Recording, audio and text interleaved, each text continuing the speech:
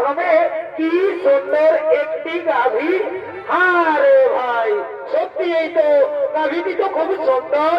আরে ভাই শোন শোন শোন শোন, তোরা জানিস না এই গাভীটি হলো স্বর্গীয় গাভী সুরভীর কন্যা। দেবতাগণ মহামণি বৈশিষ্ট্যকে দুগ্ধ পান করার জন্য দিয়েছে। এই গাভীর দুধের এমনই গুণ যদি মর্তবাসী একবার পান করতে পারে তাহলে তাদের 100 বছর পর্যন্ত পরমায়ু বৃদ্ধি পায়।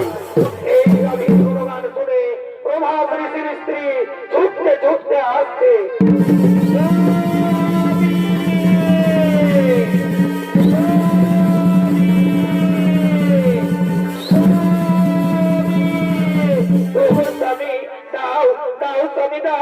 এই গাভীটি তুমি আমায় হরণ করে দাও।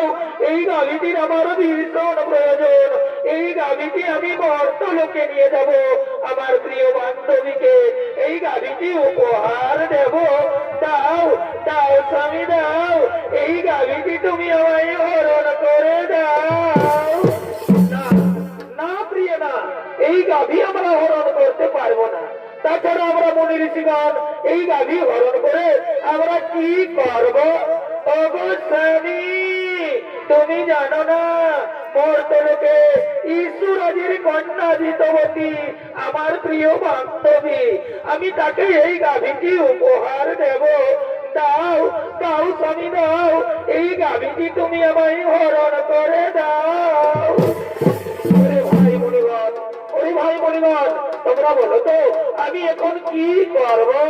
শোনো শোনো প্রভাত ঋষি, তুমি কি করবে তা আমরা বলতে পারবো না, তবে এটা আমরা বলতে পারি এই গাভী তুমি যদি হরণ করো তাহলে মহামণি বৈশিষ্ট্য আমাদের কাউকেই ছাড়বে না।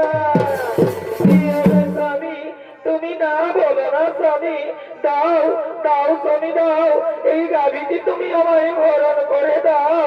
এই গাভীটি আমি মর্তলোকে নিয়ে যাব, আমার প্রিয় বান্ধবীকে এই গাভীটি উপহার দেব। দাও দাও স্বামী দাও, এই গাভীটি তুমি আমায় হরণ করে দাও। ওরে ভাই মনিগণ, ওরে ভাই মনিগণ, তোমরা একটু দাঁড়াও, আমি এক্ষুনি এই গাভীটি হরণ করে নিয়ে যাচ্ছি। হ্যাঁ চলো স্বামী চলো।